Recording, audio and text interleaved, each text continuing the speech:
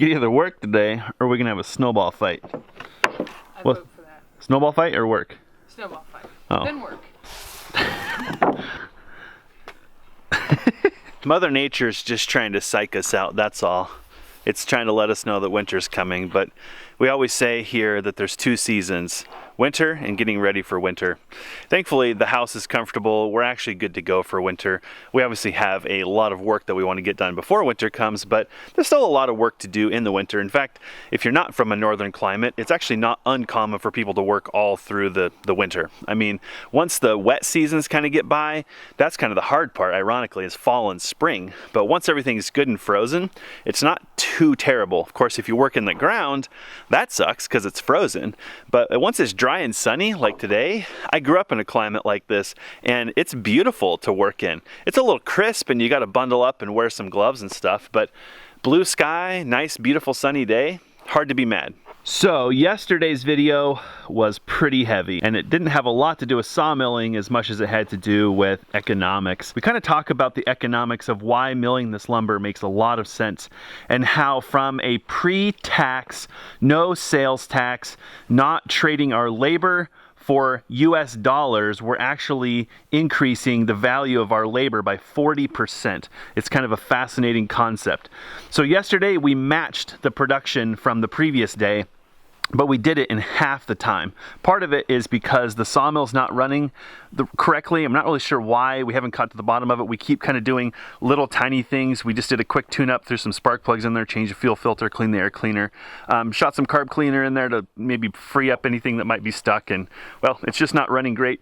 We just siphoned the gas that was in the tank out just in case there was any water in there. We did run some gas dryer through it. So you can kind of see that we're kind of going through the baby stuff first. Here's hoping it's just something simple and there's not something more catastrophically wrong. But anyway, diagnosing all that fun stuff took us a couple of hours the first day. And yesterday we just worked through it. We didn't really try to work too much on the sawmill.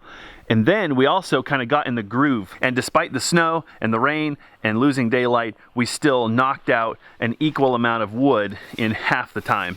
So today we're going to try to knock out these logs. We called the rental agency and we were cleared to delay getting the chipper one day. So we're going to do that. We really need to get all this stuff milled up so that we have all the mill ends that we can then turn into wood chips. This is a bit of a complex layered strategy. If this is the first video you're watching, jump back 3 or 4 videos. We basically started with dropping a dead tree that was by our house because the weather service warned that we were going to get a blast of wind and winter weather in September. And then we used the chainsaw mill and we made a post. That was fun.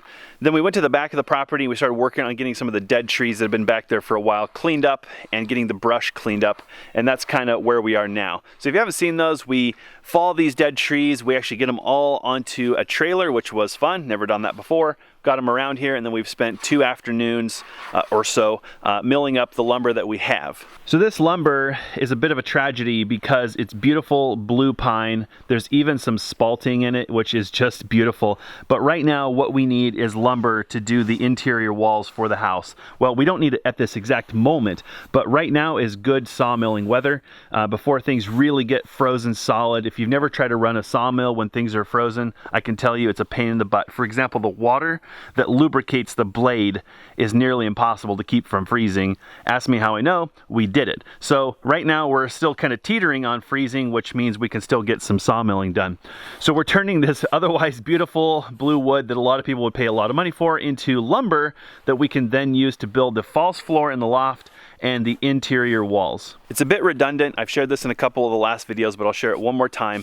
Part of the reason that we want to mill this stuff now is two things. One, it's not completely dry, so it's not really ready to go inside of an interior wall. You really want to be using dry wood for that. It can dry out, but if you seal it up with walls and sheetrock and paint and all that stuff and there's still moisture in the wood, that's not really a good thing. The other thing is, because this stuff is beetle kill, there's a slim chance that there might be some bugs in it. And so we'd really rather let it sit out and freeze really good and hopefully kill any bugs that might be present in it. That way when we build with it, we don't get a sudden surprise of bugs in our house. To help speed this process up, I created a cheat sheet. And this is all based off of 1.5" nominal lumber. So if I need 1 board, I need 1.5" of wood. If I need 2 boards, I need 3 1/8 inch of wood. And that's because of the thickness of the blade kerf. So for every board we add, we have to add 1.5" and 1/8 of an inch for the blade kerf. So I don't have to think, I just created a cheat sheet, and that helps me to very quickly look at a log and say, okay, I have 8 inches. I know that I can get 5 boards, done. And we're generating a bit of waste over here. The good news is we have wasted nothing from our sawmill. Everything has turned into something. The sawdust has gone into compost, the wood chips have gone into the garden, a lot of the other wood has gone into firewood, and of course we're generating resaw, which we'll use to make lumber out of things that aren't perfect coming off of the sawmill. So the temptation when you mill something like this is to try to get every last little bit of wood out of there. But the reality is you're just going to have some waste no matter what you try to do. I guess the only way to have no waste would be to build with round logs. During this milling process, we often have a little extra wood in a log. So we just kind of find that. If we think we can get a board out of it, we go for it. And if it produces a board that looks like we can trim down later, we put it in this pile. It's called resaw. And this is pretty time consuming and tedious because it's 1 board often, and you have to make 2 cuts to get 1 board. So ultimately it's not very efficient, but otherwise it would just be waste. So each one of these boards is going to end up becoming something. It looks like we have 4, 5, 6, 7, 8, 9, 10, 11, 12, 13 boards. So that's going to produce another good chunk of lumber. In fact, just those boards is almost equal to the productivity of yesterday. So that gives you some idea how much of this wood can actually be salvaged. All right, for once we're getting an early start, so mark my words, by the end of the day, all these things are going to be turned into lumber. We have 1, 2, 3, 4, 5, 6, 7, 8, 9, 10, 11, 12, 13 logs to go. Only 13 logs.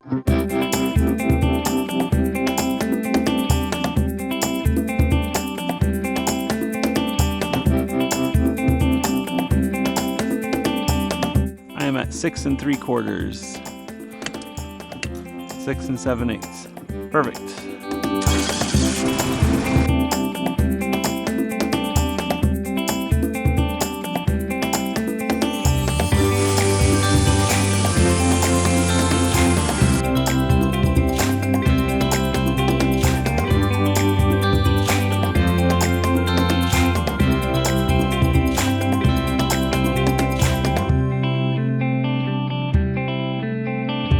One, two, three.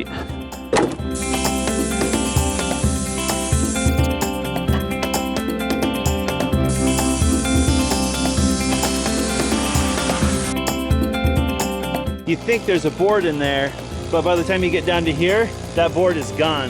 So unless you need a 6-foot board that you're willing to work your butt off for, better to use this for firewood or wood chips. 2, 3.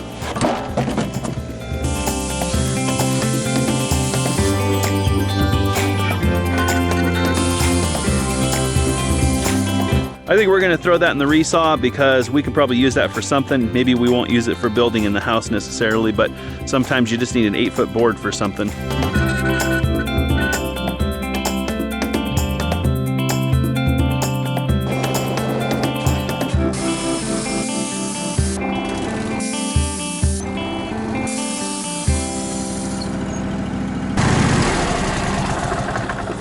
Five and a half, 1.5 inches. 1.5 inches.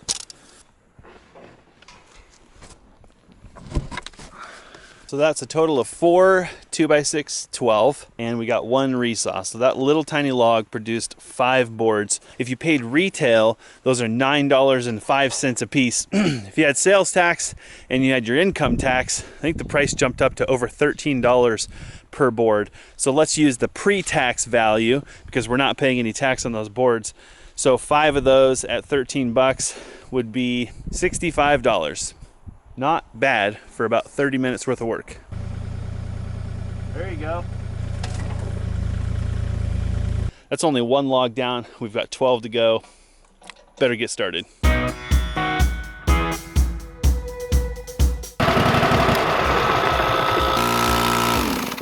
Mayday, mayday, mayday. So this tree we knew had metal in it, and we tried to get the metal out of it that we could see, but there's always metal that you can't see, and I think this is a risk of sawing these types of trees where they're on private property. I've heard stories of people literally at sawmills cutting through electrical boxes that the tree had grown around, and they weren't discovered until it's going through the sawmill. Of course, they have metal detectors, things like that, to try to help minimize that, but not every sawmill does, and they don't catch everything. So that right there is a bullet. So you can kind of see this wound on the tree. That wound came from people nailing stuff to that tree. You know what I'm gonna think they nailed to that tree? A target. So there's 1, 2, 3 nails right there. At least 3 that we have found so far. Oh yeah, there it comes. That's a good looking bullet. Hoo hoo hoo. Look at that. Look what I found down here. Another something metal. Yep, it's the other half. Oh, that looks like a 22. There's another one right here, right? See all of it? So that might be either a bullet that imploded when it hit or shotgun. Except it's copper, right? I don't really see anything more. Sounds like there's more on this side. Oh yeah, there we go. Oh, it's over here. Yep. I see it there. Oh yeah, there it is. Ooh, what do we have there? Looks like a 243, 22, 243. Yeah, that's a bullet for sure. There's something oddly satisfying about like digging bullets out of trees. So that's a bullet too. Out she comes. Woo! It's got a copper jacket on it. Well, that's what we found in just one cut. Wow. Thankfully, I don't think it damaged the blade because it's so soft that, you know, it's probably no harder than the wood around a knot, I would imagine. Unlike a nail, which will really damage a blade bad.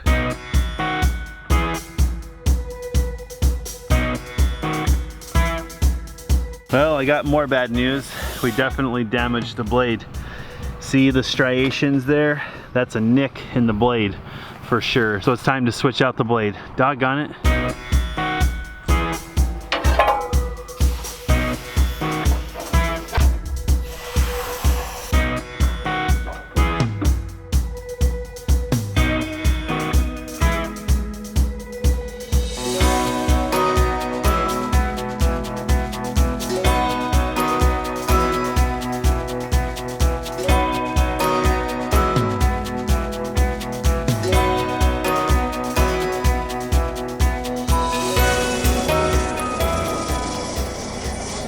What is this?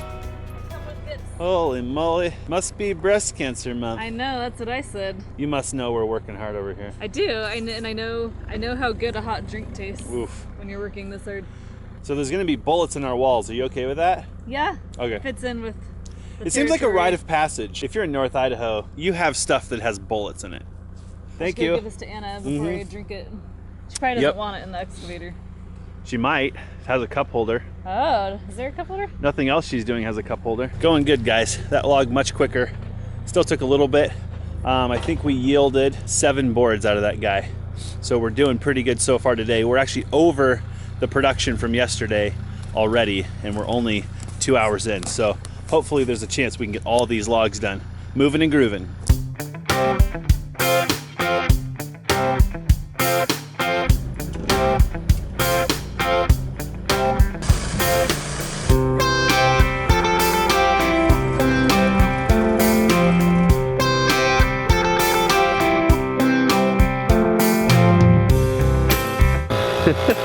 Run, guy, run. What's the matter? Did we cut your house open? Yeah, we're evicting you. Take that. Anybody else want to come out? Because we're coming in. Oh, yeah. Oh, yeah. Oh, there goes one.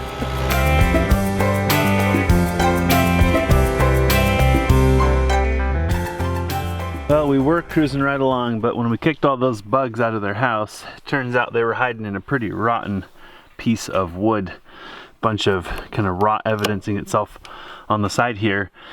The positive to this is that this was a 2x8, so we should be able just to flip these on their side really quick, knock them back to 2x6s, and we won't have lost this lumber. I think it sucks because it's just enough. It's just enough of the board that I think we shouldn't try to trust it as a board. You know, maybe we end up needing it for a stud or something, and the temptation is to use it. So I think we'll flip these real quick, make 2x6s out of them, and it won't be a complete loss.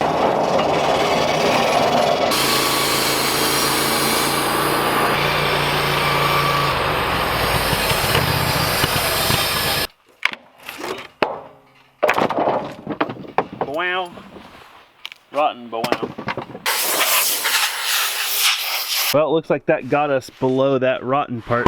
So those look like perfectly good 2x6s.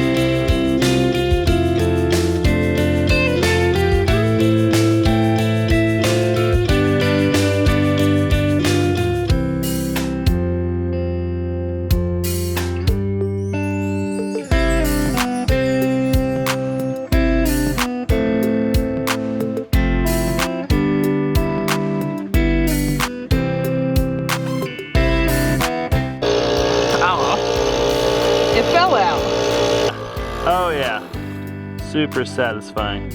Aw, just pieces. It's just the jacket. Where's the bullet? One bullet, two bullets. Ooh, there's a big chunk. Where'd it go? Right there. Yeah, that's a big chunk of bullet right there.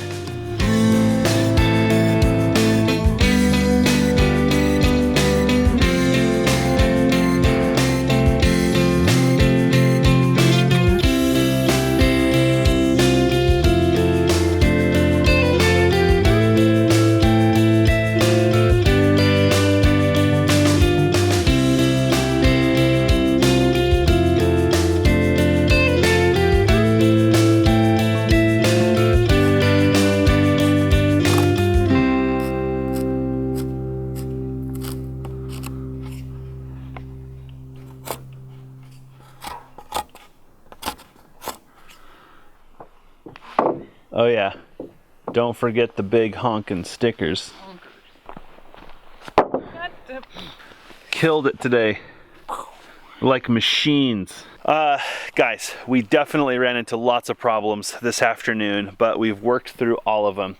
One that we ran into a couple of times, we had logs up on the sawmill and we already were cutting into them, and then it became obvious that the log was actually broken. There's one sitting right here that we identified as soon as we put on the mill. We started chipping away the bark and we noticed this huge break in it. This was not visible when the bark was on there, but look at this monster break. And it literally goes like right down the middle of the log. So this log is firewood. There's no point in milling that up. Huge waste of time. We had that happen with, I think, 3 logs total. One of them is why we made these big honkin' stickers. We just realized that once we got to cutting into it, there was this a menagerie of problems. We had bugs in there, rot in there, and it was actually broken, which makes perfect sticker material. That one log would have upped our board count by 3 more 2x8s, but we had to sacrifice it to the sticker gods. It's okay, we actually needed big honking stickers anyway. We were gonna put another log up there to make stickers, so I think it worked out really good because we didn't have to do that. We also made a bunch more dainty stickers, which we used to go between the boards. And then we had one other log that we noticed had a break in it, but we kept sawing it anyway, just hoping that there was good lumber in there. And turns out there's actually 8 feet of good wood. We just spray painted the ends pink to remind ourselves that that's not a reliable board. It's gonna need to be trimmed down. So we're trying to maximize each one of these logs, but nothing but challenges with each one of them. And we found a whole bunch more bullets. So today is the day where we popped our bullet cherry. And I don't know how many calipers we found, and I don't know how many bullets we found, but 4 calibers? No way. All right, so we broke through that barrier. It's pretty exciting to know that in our walls, someday someone, if they buy this house 150 years from now and they decided to take it apart, they're gonna find bullets in the wall. We decided toward the end of the day to actually bag the last 2 logs that are sitting over there in favor of doing the resaw. We got it all done, and it just makes a horrible mess, which is perfect because we've got the chipper coming tomorrow, and all of that is perfect for the chipper. You know, there might be a 1x board in there, and if you guys want it, you can come get it. You better get here by the morning, because otherwise it's all going in the chipper, and it's gonna be wood chips. So what we've got to do is get all this lumber finished, stacked, and then we can sticker it permanently here. We'll tarp it and we'll just let it dry for a little while until we're ready to start working on the interior walls. Anna, didn't you find larvae? Do you guys want to see this? This is absolutely disgusting. And this is what would be inside of our walls if we took this lumber inside right now. So that is a larvae, and that was in the wood. Anna found it while we were stacking. Pine borer. It's a pine borer? Yep. Nice. Take that, sucker. You're not going in our house. He's probably gonna freeze to death out here, right? He will. Perfect. Not to be vicious or anything. The other option is we feed him to the birds. I mean, either way, he's going down. And partly this is what kills these trees. So, sayonara, buddy. I have a small confession to make, guys. We had some friends who came over and picked some wood out of the boneyard. And then they said, we were like, we couldn't sleep because we kept hearing this like sound. It was a beetle that was in the wood that they took home, and they made some shelving out of it, and all they could hear was a stupid beetle in there like sawing away. I think it was a Sawyer beetle, and they make this kind of like chinking little sound, and so we don't really want that in the walls. And so to those friends, if you're watching this video, I'm really sorry. We don't know what's in the wood. It's wood. You get what you get. It's chilly.